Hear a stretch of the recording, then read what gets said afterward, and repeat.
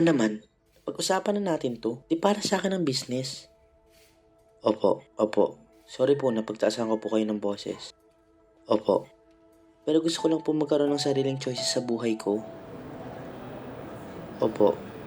At saka po yung request nyo na a-attendan kong party ay gagawin ko po ng paraan. Wait lang po, nasa pila lang po ako. Pa, gagala lang naman po kami ng mga kaibigan ko. Diyan lang sa malapit. Wala po. Puro babae lang po ang kasama ko. Ay na naman po tayo eh.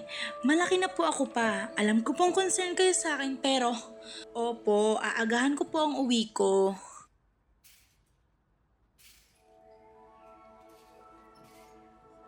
Opo.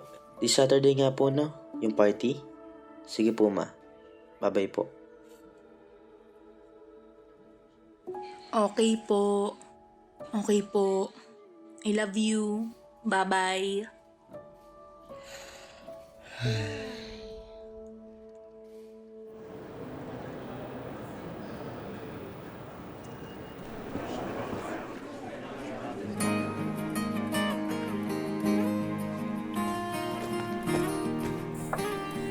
Happy birthday. Sorry? Party mo ta, di ba? Happy birthday. Sino ka? Mukha mo kaya nakalagay sa bawat sulok ng party. Pagpasensya mo na yung mama ko ha. Sinabihan ko naman siya na hindi ko kailangan ng boyfriend. Actually, sinamahan ko lang din yung mama ko dito. Wala daw siyang kakilala eh. Dapat hindi na lang siya pumunta. Hindi ko kakilala kung sino ang birthday eh. No offense. Okay lang. Gets ko naman. Kasi kapag umayaw ka, papagalitan ka. Pag sumagot ka, sesermonan ka. Tapos magdadrama sa'yo.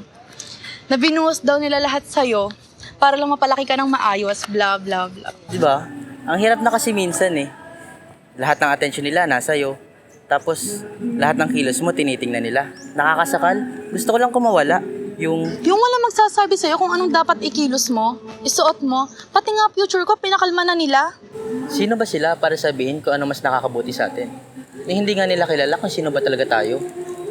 Gusto lang naman natin yung walang pipigil sa mga gusto nating gawin. Yung walang pipigil sa atin para maging masaya ka. And be the person we want to be.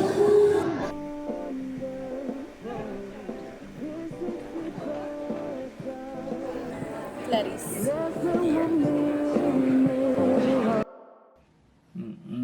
Ay, pa. Gising na, umaga na. At may pangiti-ngiti ka pa dyan. Hindi. May naalala lang akong magandang alala. At sino na naman yan? Tungkol lang sa isang babaeng nakasimangot sa birthday party ba yun? Sino kaya yun?